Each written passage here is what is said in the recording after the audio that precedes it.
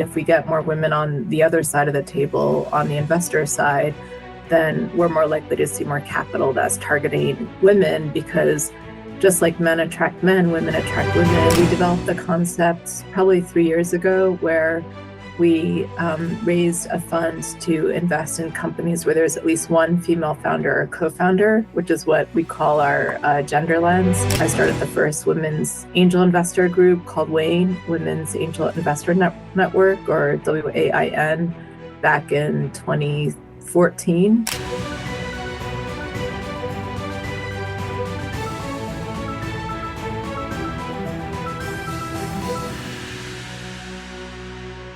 Thanks, Heather, for joining in with us. And very delighted to have you here because your journey has been intriguing because you have been into the investing space for quite some time now and supported a lot of women entrepreneurs. And when it comes to that, there's this brouhaha all over in the market that, the capital allocation to women founders was only 3% in the US last year, and the number doesn't seem to increase significantly in the coming years also. So how is it really that you're coming in support for these kind of entrepreneurs with your different events and collaborations? If you could just talk to us about that to begin with. Sure. And thanks, Radhika, for having me. It's great to be here.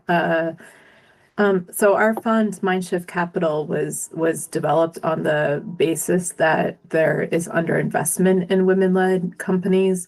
We exclusively invest in women-led technology companies. We're what we call a gender lens venture capital fund.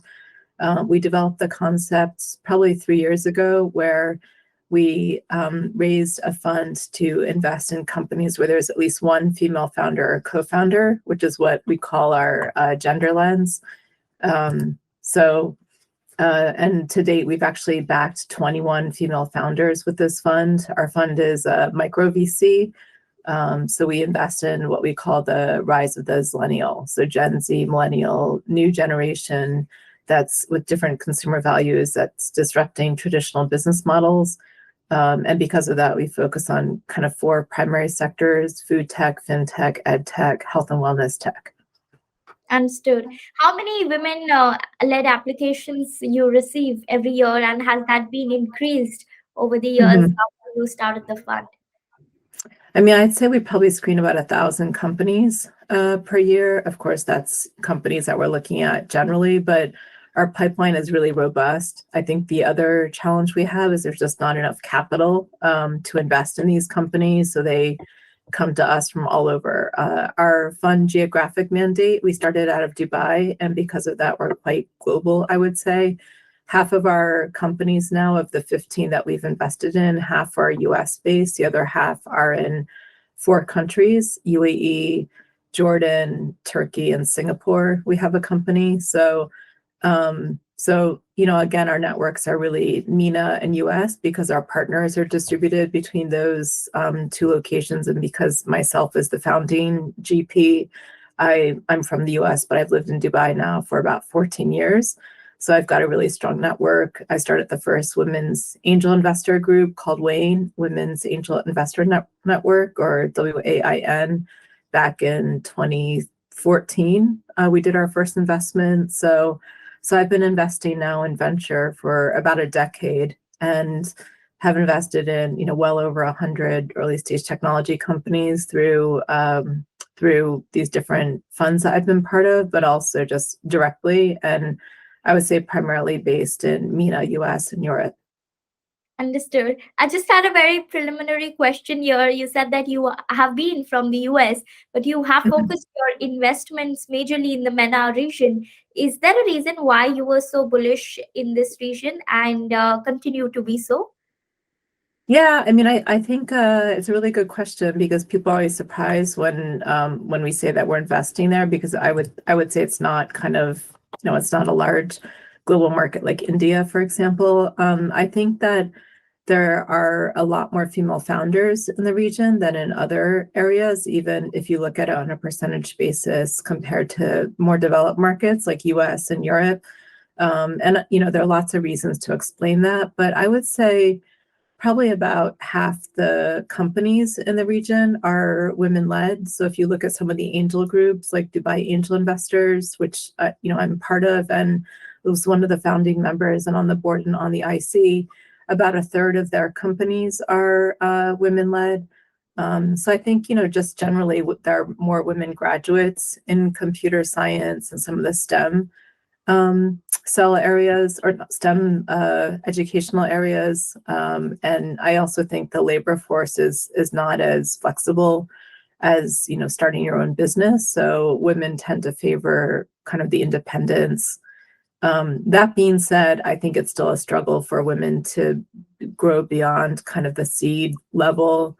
And again, is that because there's not as much funding going to them? Is it because they're less developed as entrepreneurs? Is it because they don't have the same networks that some of the men have access to through their different business networks and community organizations? But it's not clear. But I do think that there's a really healthy pipeline of female founders in MENA, which we're trying to leverage as well. Yeah, that's a very interesting point that you brought about, because especially the Saudi Arabian region is said to be extremely restrictive for women. I mean, they were not even allowed to drive until recently. And Mhm. it's evolving, but it's very nice to see that more women founders are coming from that region. And you said that there could be many reasons for that. If you could just cite two or three of them as to what's making that region flourish in terms of more women entrepreneurs. Well, I mean, first, there's often the perception, especially in the West, that women are less, are more restrictive in the region. I actually don't agree with that. And I think there's actually a fair amount of leverage that women have in households and business. If you look at markets like Lebanon, Egypt, Bahrain, UAE as well, there's been a really high percentage of women representation in government and in business. So I think a third of business owners in Bahrain are female. So if you look at that, the representation is greater than even in the US. So in the UAE, there's been a strong promotion of women. Women are quite active, I think, in government and also in business. So I think it's one, just to start out, it's a misperception. And right now there's actually a higher percentage of women graduating from university than men in the MENA region. And then they tend to be also more focused on the disciplines that end up resulting in technology companies. So things like computer science. There's a lot of science graduates. For example, in Saudi, I just met a woman founder who actually has 4 degrees, a PhD, an MD. I think she's also got a law degree, an undergrad degree in stem cell science, and she's actually developing the first test for sickle cell anemia. So she's got a genomics background as well. I think the challenge now is, how do we connect those women who are graduating in those areas with also commercial acumen to help them to grow businesses? And because it's not just the science or the technology background, you also need to understand how to build and operate a business, and a lot of them don't have those skills. But that being said, I don't know that a lot of people across MENA do either. It's an emerging market, and so that there's been less exposure to some of those areas that you might have in more developed markets. Understood. And this also brings me to a question that I'm glad that the reality is very different from the perception. But speaking of perception, why do people think that MENA region is not as evolved for women? I mean, that's the sentiment generally, not just in my head, but people think Yeah, so. I mean, I'm not sure I'm the right person to ask, but I think there's often media that plays a big role in that, government as well. So I think there's also just, Western discrimination based on long-rooted religious and cultural differences. So often in countries where there's also just been, I think, immigration issues. So in the Netherlands and some other countries like Germany, where maybe just the colonial history. I mean, I don't know that I have the answers to that. I think, and also I don't think as many Westerners visit the region. So they might spend more time going on, I don't know, like safari in Africa or something like that, but they're not going, maybe they go to see the pyramids in Egypt, but really a lot of them don't, they find that whole concept of the other to be off-putting. And so if they're rooted in kind of, a certain culture, they might not make the effort to go to the region and actually see what it's really like with their own eyes versus relying on, sensationalism and media, which often isn't portraying a lot of these places as, accurately, right? I mean, if you look at a country like India, most people don't know how diverse it is. Yeah. So, and that each state even is, has its own different dialect, just Gujarati, like all of the different backgrounds. So I think there's just culture and history is complex, and a lot of people just have, especially I would say Americans aren't aware of that because they just haven't learned about it and haven't been exposed to it. Yeah, I think media plays a very important role, and I wish some women herself, starts with a business which covers global news and make sure that everybody is aware, even if they don't visit it. Yeah, no, that's a great idea. So yeah, definitely would be help. Maybe in the coming years we'll see that emerge as a business model. Yeah, you also mentioned a very important point earlier that women do get access to early stage funding, which is increased now with funds like yours who come in support. But going Right. ahead, you mentioned that they tend to doubt themselves. Are they good enough to be an entrepreneur? Or maybe the access Mhm. to funding reduces as much when they start growing. So, why is that? Mhm. Yeah, I think a lot of them can raise maybe like a pre-seed round, like an angel round, but this was actually why we started Mindshift. We wanted to be an institutional investor that focuses on more kind of post-seed rounds. So we generally invest, I would say our sweet spot is really the bridge between seed and Series A because we still get it at really rational valuation, but there's some traction as well. We have invested in a couple seed rounds, and then we've also done Series A and later. But we are still an early stage investor. I think for a lot of women, first of all, there's maybe the journey of capital raising. They're not as focused as kind of the idea of selling the business in, the sense of like selling the dream and trying to get people excited about, oh, this is going to be 1,000x or it's a unicorn or, all of these things that we know are actually mythical and don't happen in most places and definitely not in certain markets, or less in certain markets. So I think women are more focused on, kind of building rational budgets, being more conservative, and which I actually think is a good thing. For us, we're actually publishing an article right now, a thought piece about how women-led companies are countercyclical to the current economic environment because they're more capital efficient, they're revenue focused, they're building a long-term sustainable business, which is still a really good investment opportunity. Their valuation and their pricing is lower, so it's not as crazy as, let's say, some of the recent crypto things that have been in the news. Yeah.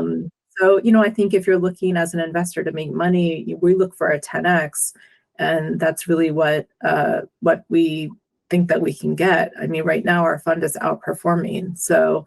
And you see that across a lot of women who are managing funds, that there's just an outperformance because I think also women are strong investors and we take a long-term view. So, and this was part of the mind shift that we're trying to create is if we get more women on the other side of the table, on the investor side, then we're more likely to see more capital that's targeting women because just like men attract men, women attract women. We understand the businesses that they're building. We understand the customers because we're often customers of those companies.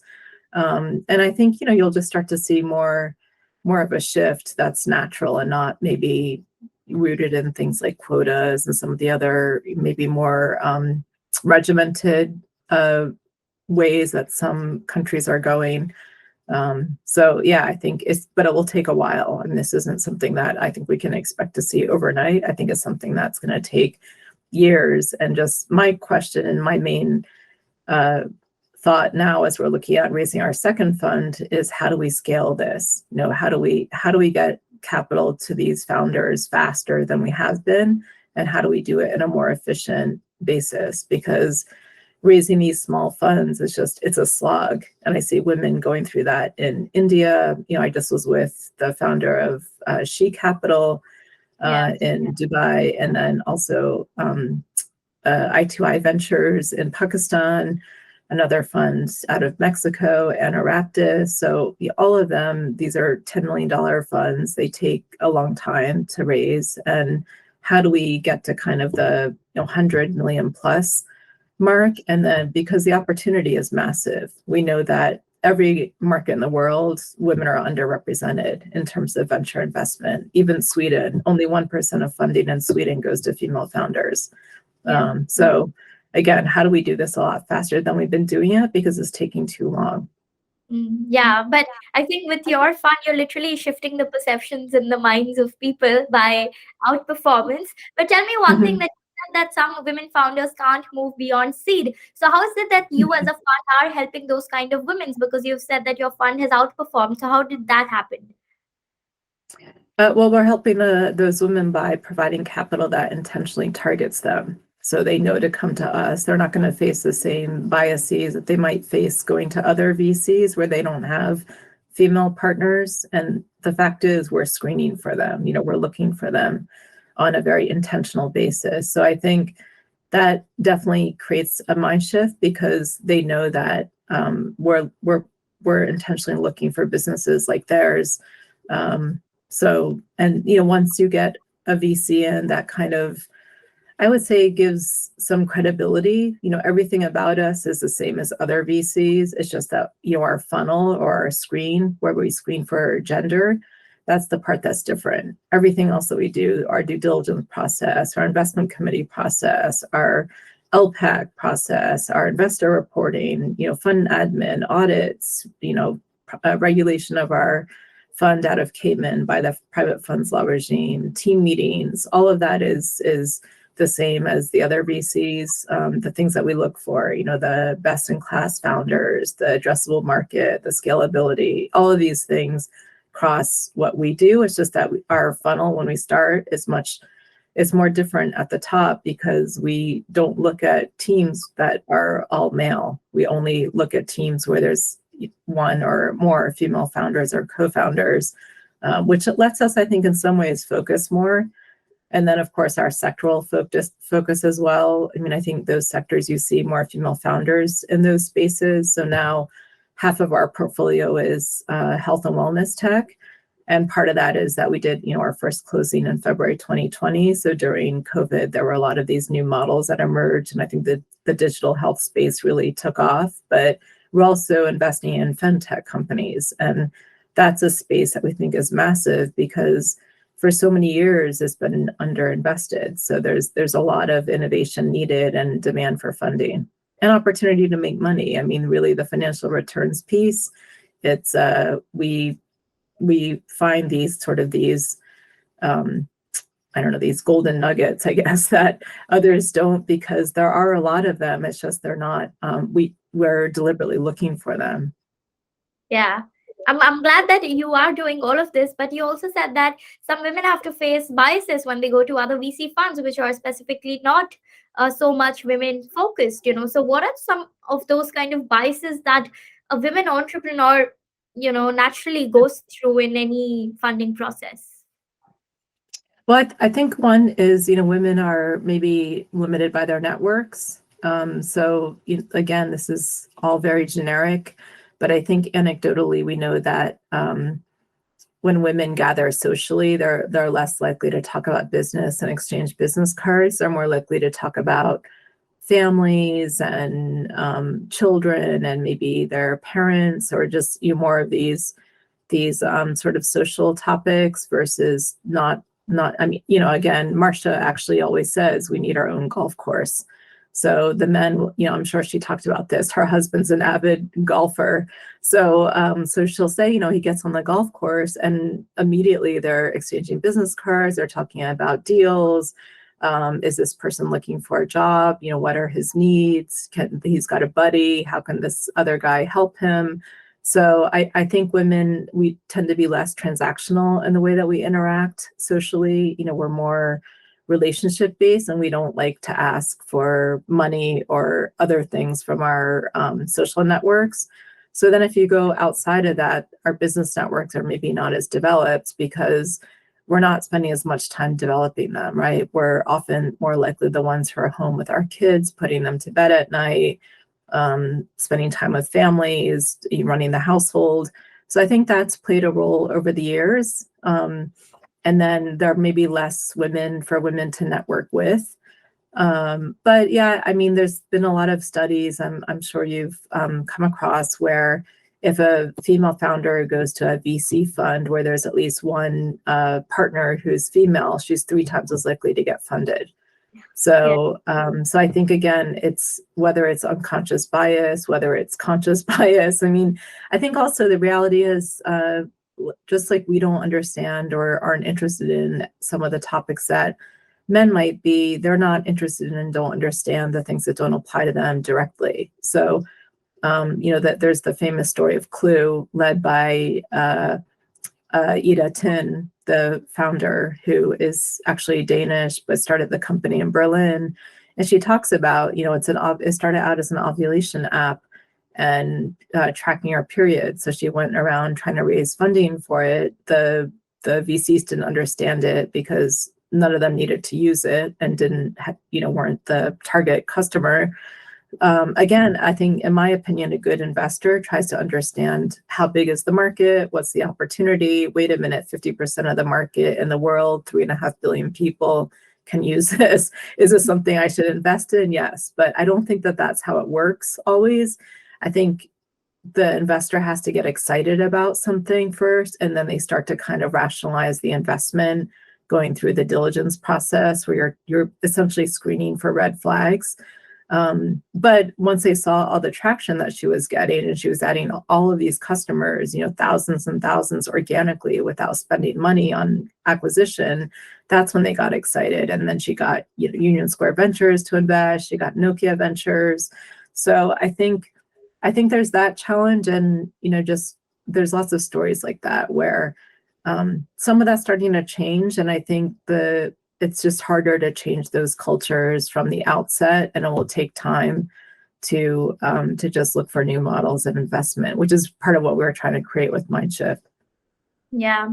No, but this example really brings the reality to life, and it becomes easier for you to imagine how the conditions can be, But you also said that we should probably have a golf course separately for women. But how do we Well, change I don't know if it's a golf course. I don't know. I don't like golf, but yeah, but it's something, right? I mean, it's not just like a spa or like a shopping mall, right? Like I like getting massages, but it's not very social. So, I mean, I think it's not, yeah. And I don't like sitting in salons all day and, but yeah, I think, like there have been some, efforts at this. There's Chief, which has started. There are lots of women's networks. I think the challenge is finding one that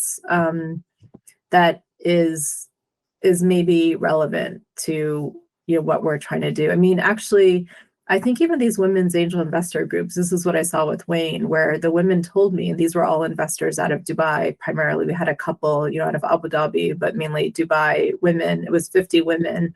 And they loved meeting, they loved going through training, they loved forming deal teams and working on deals together. And I think a lot of it, they said that it was a really nice business network, and it was really nice to meet with women and to discuss, entrepreneurs and deals, and not, changing diapers or, like these kinds of topics that some women will discuss when they meet. So I think the reality is women have less time. We tend to be more time starved than men because of all these other responsibilities that we have. So the way that we choose to use our time has to be meaningful. So like for me, I'm not as interested in just going for happy hour or just going to a coffee morning. There has to be something in it that I'm going to benefit from. So Either I'm learning something, I'm meeting an entrepreneur who I might invest in, like something that's going to convert to my business. Otherwise, it's just, to me, it's not a good use of time. So I think that's a big something that has been harder with these women's networks, because scaling a network of women in a way where we're all, we all kind of have the same interests, it's not easy. But I think, there's more efforts, like Chief is a good one. Some of these co-work spaces, I think, have also been good, especially for the entrepreneurs. Some of the accelerators, although I have mixed views on accelerators, I think have been good. I mean, the challenge, I think, for us is we don't want to be siloed, but at the same time, until we get to a certain level of parity, whatever that is, 10% of funding, 20% of funding, I mean, I think, but something better than 2 or 3%. We sort of need these kinds of investment funds and these spaces that effectively help us to build those. Yeah. And you also mentioned earlier, that women only tend to speak of their present cash flows and sometimes miss talking about the bigger picture, how they'll become the unicorn or maybe the next big thing in their sector. So, how, Mhm. for example, really nice founder with a great idea, great processes comes to you, but they miss out on this thing. But as an investor, you can see through it and you can understand what market are they into and the size. Mm. So how do you really take that founder to train them into talking like that so that they can raise further rounds of funds also after you put money into them? Yeah, I mean, a lot of it's just rehearsal, trying to help them develop their story. So practice, and also just focusing on what's the plan, like, and we do see that founder teams tend to have an easier time at this, because I think, again, having other people to talk to bounce ideas off of, we've invested in solo founders as well. And I think then we might play a more active role. Like, for example, we might be on a board. The board might meet monthly instead of just quarterly.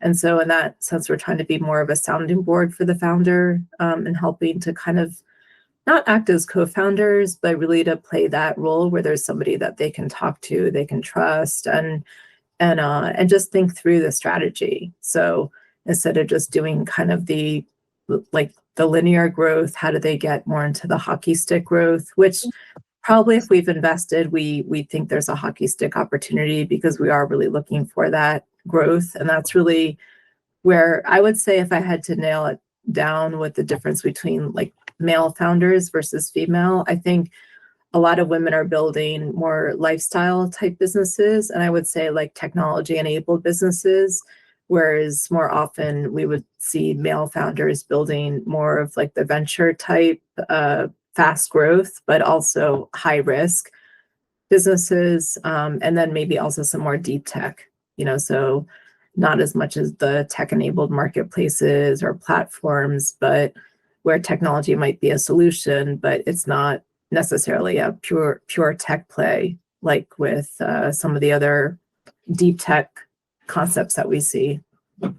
Yeah, on that, I've also observed that in the impact investing space, you have more women founders emerging because they like Yeah. to create more impact rather than just grabbing. Mhm. And like you said, that they don't even feel like asking for money in social networks. So how is it that this can be changed at the grassroots level? Because it's anyways destroying their own self. There's such a great idea, such a great team that they can build and Mm. forward, but just because of this one backdrop, it doesn't Yeah. happen. Yeah, I think there are diverse funding options for beyond venture capital for these kinds of businesses. We're seeing a lot more, things like revenue-based financing. And sometimes, it's better if the company can grow more slowly and maybe over time through, either bootstrapping or relying on organic growth of the business. I think to take that sort of Silicon Valley, VC, 3 years, 100x growth, kind of unicorn IPO recipe, and just planning that on all these other kinds of businesses in different markets, or maybe even impact companies where they're trying to do a lot more than just grow, financially. They're also trying to address a social or an environmental problem as well, which is makes it more complicated. But it doesn't mean that they can't be profitable. I think there are lots of opportunities and examples where you can do both.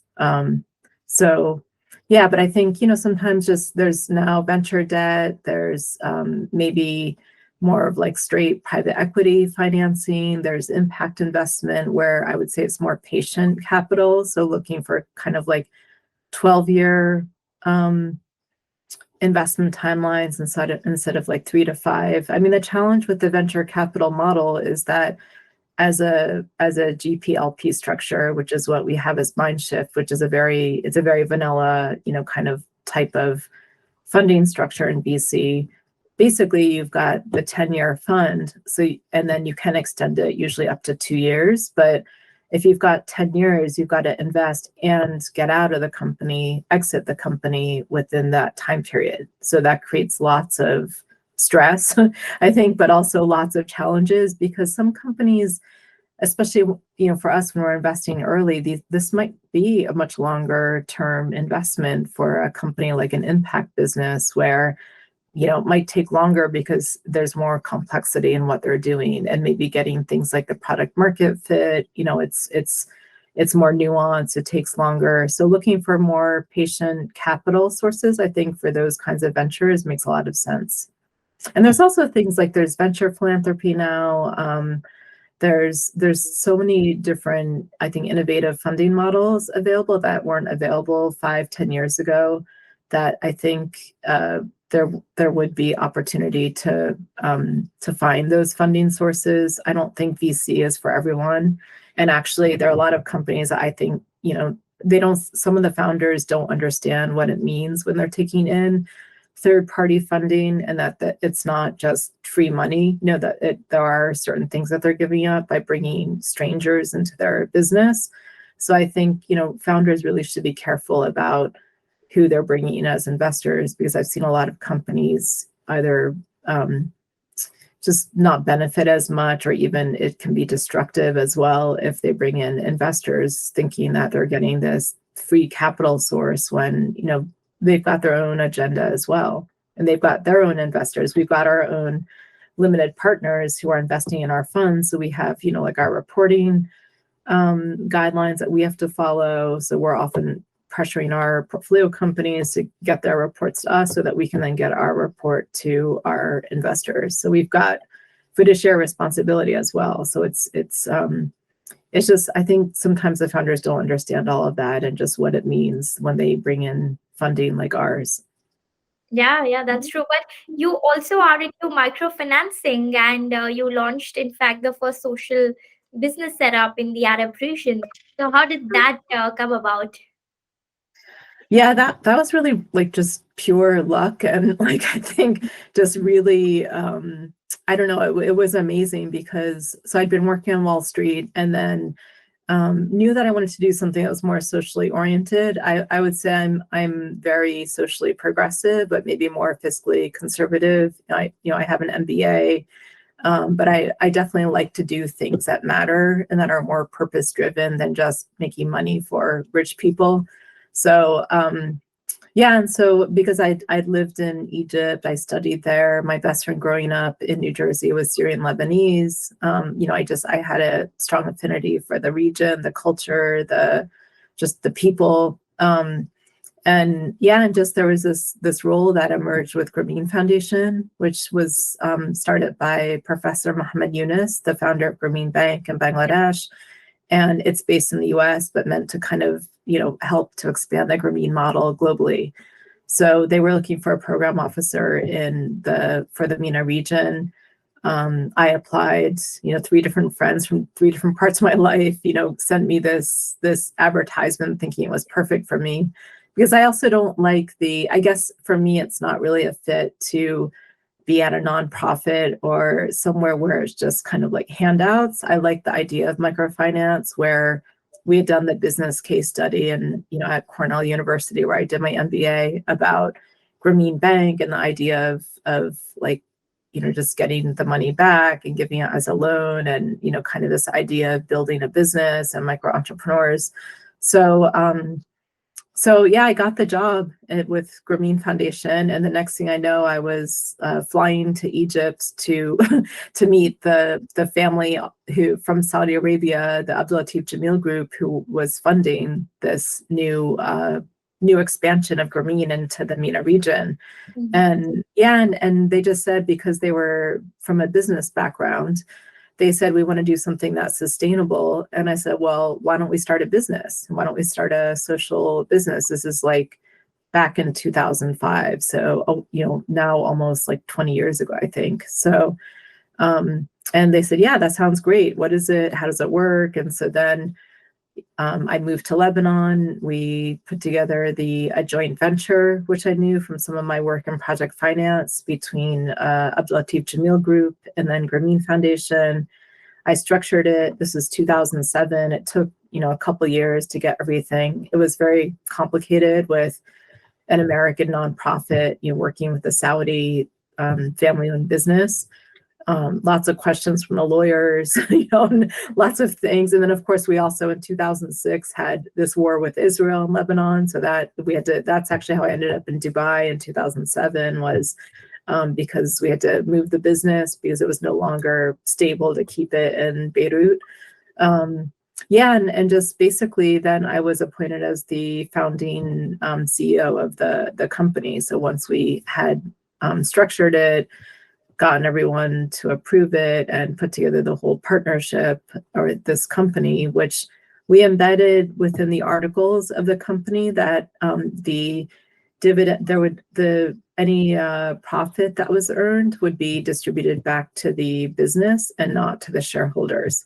And that was really how we defined the social enterprise. So we set it up as a for-profit company, but it wasn't meant to just make money like in a typical sort of for-profit commercial way, which created lots of challenges in some of the countries when we were trying to then look at, can we set it up in Egypt or Jordan? But especially then, and I think it's still the case now, it was very difficult to do this hybrid structure because it was still so new. It was either you're not an NGO or a nonprofit, or you're a for-profit business, where you're a going concern, you're making money, you're making profit. So to do something in the middle of that, all of the regulators and the governments we talked to, they just didn't understand it, and there wasn't the right place for it. So but it was amazing, an amazing experience, and one of my most exciting, I think, career opportunities. But it was really, there was a lot of hard work, but a lot of it was just luck, with having this family-owned business that was really supportive and valued the same things that I did, and then also the Grameen Foundation as well. Yeah, sounds like quite a serendipity, and the way you narrated the entire story seemed like everything fell into the place, to make it happen. But speaking Mhm. of, social businesses, the credit score of these, small town people, it's much Mhm. higher than any other rich person who would be taking a loan from the bank, because they're Right. they're really disciplined in whatever they do. So, what are Yeah. those consumer behaviors that you've observed while dealing in the Mhm. business? Yeah, no, I mean, you're absolutely right. People always thought microfinance, the reason that we were working with women primarily, I mean, 80%. So the Grameen Jameel, the new company that I started, it worked with partnerships with microfinance institutions across the Arab region. So part of what I did, because I was developing it all, was to kind of go around to all of these different countries in Yemen, Syria, Morocco, Tunisia, Lebanon, Jordan, Egypt, Palestine, and basically kind of do due diligence on all of these microfinance institutions, and then figure out what kind of partnership we could structure with them to support them.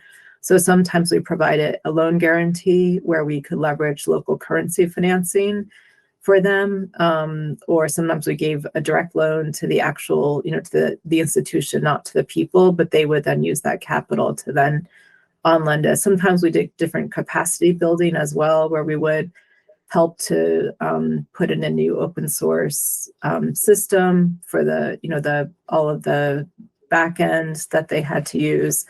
Sometimes some different, human resource types of capacity building. But yeah, so 80% of the customers, the microfinance borrowers, they were women. And so everyone thought, oh, it's because it's a development program or we're impact focused that we were choosing these women. And actually, it was because they were more creditworthy. So, so especially in the Arab region, they use mainly group lending. So there were some MFIs that also use individual loans, but it was really interesting because the group loans where, might be, they have different models, but there's sometimes the small groups where it's 5 to 7 members, sometimes the larger, kind of like the village banking model where it's maybe like a cooperative structure where you have maybe 75, kind of like the self-help groups in India.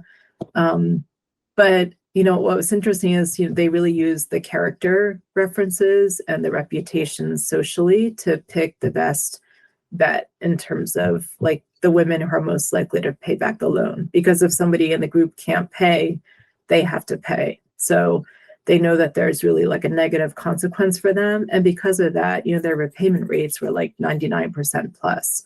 Yeah. Whereas the individual lending, which was primarily men, the men always wanted to do it themselves and be on their own. Their repayment rates would be about 67% on average. So again, if you're thinking in commercial terms, you're going to go with the highest payers. And then the other interesting thing was compared to the other companies that some of the local banks worked with, which was a big part of our work, was trying to get local banks involved because we don't want them to take loans in dollars. We want them to take it in Egyptian pounds or in Rial or whatever country was, because in all these countries, like in Turkey with the lira, you have massive foreign exchange risk. And so if you have a devaluation like in Egypt, you're automatically at the risk of the depreciation of the currency, which affects everyone. So to be able to match local sources and uses is much better. And it's kind of a primary tenet of, like, I would say, any lending principle everywhere. So the local banks, who had I remember going to talk to them in Tunisia, and when we showed them the microfinance numbers, they were shocked because they were giving loans to these local corporates where they said that the non-performing loans were like 17%. And so when we showed that there was like close to zero with these microfinance borrowers, they were like, wow, that's amazing. We can't even imagine. So yeah, I think again, there's just lots of misperception. And again, there was sort of this idea of like, why do we want to work with poor people? But they also, they have the same interest that we all do, right? They want to take care of their families. They want to be able to eat and go to school and get the best education they can for their kids and all of the things. They want to have nice clothes. They want to be clean, like all of the basic. They want good health care. They want access to affordable health care. So all of these things that I think every human being wants, whether you're poor, rich, middle class, it doesn't matter. We all strive for the same things. We just have different access. So I think understanding that, and that, not kind of ignoring who they are and their needs. And I think that there's a lot of just discrimination that happens because of that. And they miss out. I mean, again, you probably know this book, but The Fortune at the Bottom of the Pyramid. On a global basis, there are many more of them than there are of like billionaires, right? So a lot of these banks and these companies make the mistake, and I think it's the same thing in tech, where they focus on that really small niche, whereas why not expand your whole umbrella and your network and look for on a mass market basis? So instead of selling shampoo in a big bottle, sell it in a little packet because they can afford that, right? They don't have 36 rolls of toilet paper. They want to have, they buy it by the rules. So understanding their consumer behaviors and how to sell to them. They want to eat at McDonald's too, right? I mean, whether we like it or not, this is just the way of the world. So, so how do you understand what their preferences are, and then how to market to them. And that was a big part of where I think there is a big opportunity that a lot of companies and banks miss, because they're looking at the very small niche and they're competing. They're all doing the same thing. They're all followers. They all compete with each other. And so saying, I'm going to do something different and look at something where there's like a massive market. Maybe they can't spend as much and they can't pay as much, but if I can sell to 10,000 of them versus finding that one billionaire, Yeah. it just seems kind of obvious to me. But I guess it's not to everyone. I'm so glad that you brought about this. And banks are consciously missing out on this, not like they don't know of the opportunity. But why do you think nobody really wants to get their hands dirty into this segment? Is it because it involves small ticket size loans? Is that the I reason? think it's still it's just not sexy. I think also there's unconscious bias. So I think and also I think a lot of humans, aren't necessarily interested in changing how things are done. So, and if you're already working at a bank and you're part of that whole structure, you're probably not entrepreneurial. I like this idea with women that we're risk astute, not risk averse. So this is a term I just learned recently, but I think it's very true. So it's like, and creating change is hard, right? I mean, it's especially and this is what I like a lot about working with startups, is that you're basically starting fresh and from scratch. And so you can build the culture of the organization, you can influence who the people are that are on the team, the structures, the decision making. When you go to these big corporations where they're so entrenched, and these big banks, and trying to get them to change like one little part of their credit process is like, you could spend so much energy and 10 years of your life and you still might not change it, right? So I think in terms of back to what I said originally about how do we scale this much faster, this is what's so great about startups and being an entrepreneur. And even our fund, really, I think of myself as an entrepreneur, because it's essentially a startup. We're only in our third year of this journey with Mindshift. So trying to think about how do we do things differently and not ignoring things like, wait a minute, there's this massive market. Are we becoming too focused on, let's say, the MENA region? Would it be easier if we did this in a different way? What are the models that we have? We're going through a whole strategic planning process now, which again, it sounds much bigger than it is, but it's basically like getting perspectives from our different team members and our advisors, and just besides, like, I have my own view of things, but I really want to expand it and include other views, because I think there's lots of different interesting models and ways to do it, and probably better ways to do it. Like, if it's back to how do we scale this and grow this. And I don't think with banks and these existing structures, they're not incentivized to do things differently. Like they're in it's a very different set of incentives and rewards. And for entrepreneurs, it's like, you don't really have a lot of time to do things, because, like, if you're, let's say, a founder of a tech company and you have maybe 18 months of runway left, you've got to figure out how to get to certain milestones, whether it's revenue or users or whatever it is, in that period. And so basically time becomes your biggest enemy. And not being able to figure it out fast enough. Whereas if you look at these big structures that have been around for 100 years or whatever, they're not operating in that same timeline. Usually it's their motivation is, how do I keep my job and get my paycheck? So it's very different, I think, for founders and entrepreneurs, and much shorter time frame. And I think it teaches us the value of time, which is something I'm learning to appreciate more and more, and to not just give away time, and to really be very conscious of, because you don't get it back, right? Like, once you spend your time, it's gone. Whereas money comes and goes, and you can always get money back.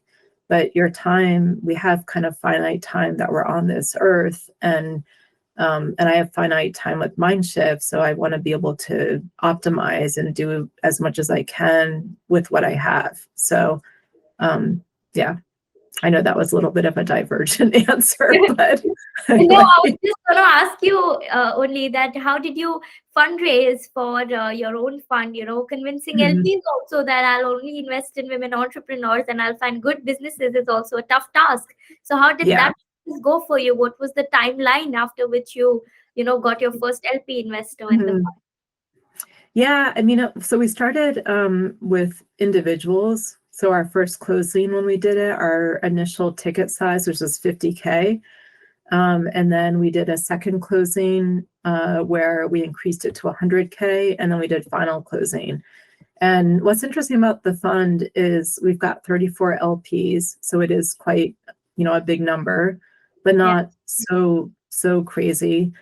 And I would say about 70% of the LPs are female, but about 70% of the capital is from men, if that makes sense. So it's like we have less male investors, but we've gotten more capital from them. And we've got what's really cool about our fund, and something I feel like sometimes we don't highlight enough, but it's quite diverse in terms of like background. I mean, I think we have something like 23 countries that are represented from our investors. And then, the professional networks are quite different. So, but yeah, we don't have any institutional investors yet for this fund, and that's what we would target for fund two. But it took longer. I think part of it was like the COVID timing. I think we would have closed a lot faster, but really it was 3 years to raise the fund. So, but that's from what I hear from, emerging managers and especially women. And, and I think one thing I've learned, and probably where I wasted time in the beginning, was trying to convince men. Like, I remember being in one meeting with a CIO of a large family office, and he didn't really believe me that women outperform. So I spent 2 hours in his office showing him all the data. I mean, our deck is filled with data points. We have so many data points, and it's kind of like, okay, if you don't believe it now, and I felt like I just wasted time, because in the end, I was not going to change his mind. He had definitely some deep beliefs that, even though I could dispute all of the points and the questions and give him all these examples and this data points, it just, it wasn't going to change his mind. So now it's like, I think going in and just being really clear about who you're targeting, understanding whether they even understand the gender gap, and just owning our mission. We've gone through a lot of discussions internally. Do we say we're focused on diverse founders? Do we say women? What's the right term we should use? But I think, we're really targeting women because that's who we represent, and that's where we believe the opportunity is. So being really clear, I think, and just being really brutal and brutally honest with yourself about who your target investors are, and not spending a lot of time trying to change people's minds when you probably won't, I think is really critical to fundraising for a fund like ours. Yeah, it is. But how did the investor get into a meeting? He knew about the fund, right? Yeah, exactly. Yeah, and a lot of them, from what I found, a lot of them like the concept, and they also they know that there's something unique about us. And for this person who I met with, I had a good relationship with. I mean, I think also having some credibility helps as well. So having some track record. But in the end, it's like when you really want them to kind of press the trigger, it's really hard for a lot of them. So I think just being very, very clear about that, and just really kind of understanding who has a mandate for this. They might say, yeah. I mean, and especially I think the other challenge in the Middle East is people don't like to say no. So they might take a meeting just to kind of, because they know you or somebody referred you, but that doesn't mean that they're going to invest. This person, the irony was he would often call me and ask me, he was looking at other companies. He would often call me, and this happened a lot actually, where he would call and ask my advice and ask me to talk to a founder and then ask my opinion. So he respected what I thought of these businesses, but maybe not enough to invest in our fund. So, and I don't know, maybe there were too many. I mean, what I found often is if you don't have representation either through the CIOs or the investment committees, it's very difficult to get someone to approve a fund like ours, because they're skeptical of it, whether they're conscious and they admit that consciously, or if it's like unconscious bias. There's just something that they always can find an objection, and it's really because they just don't really want to invest in the fund. Yeah, So, that's true. In India also, we all have a big problem of saying no to somebody, and we will just keep on revolving around the topic, beating around the bush. But that's mhm. something that is very inspiring from the Western world, that they're very straight and forward. They won't waste your time.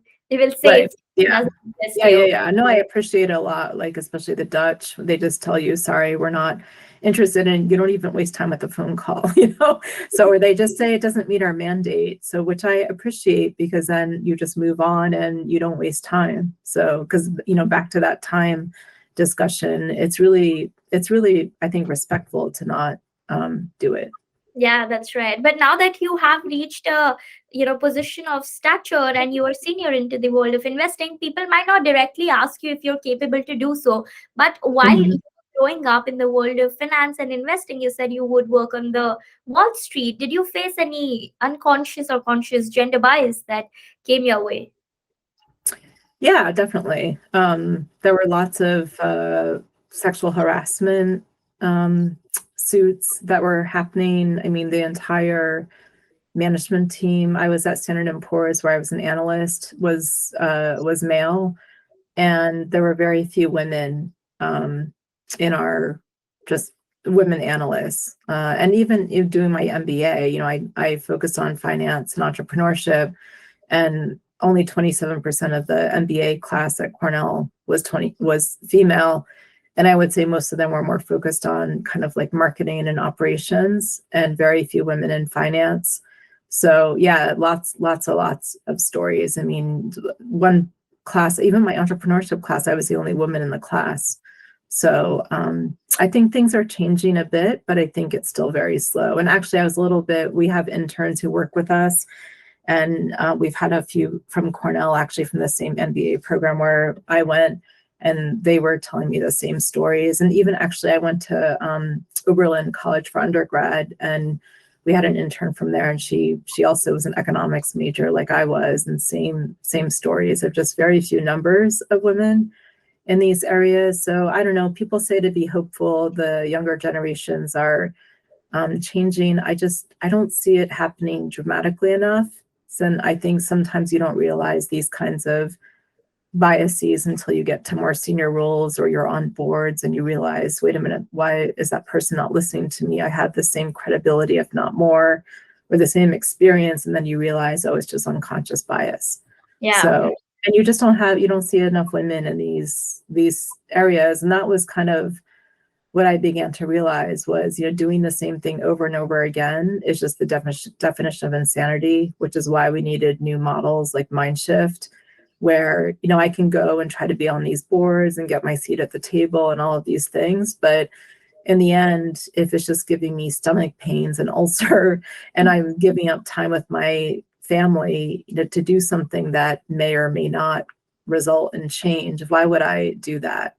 Yeah. Because life is so short. So anyway, so I think, trying to create these new models and building the world that we want to live in. I think working with the team that I work with, and working with people like Marcia, who's a really good friend, who, we have a really good working rapport. Like, it's our investment committee is myself and two other women. It's just very comfortable, because I don't have to go through like that, that 2-hour meeting where I try to explain everything to this guy who just was never going to get it. So Yeah. All right. okay, Then great. that's All it. right, thank Thank you so you. much. Bye. Bye.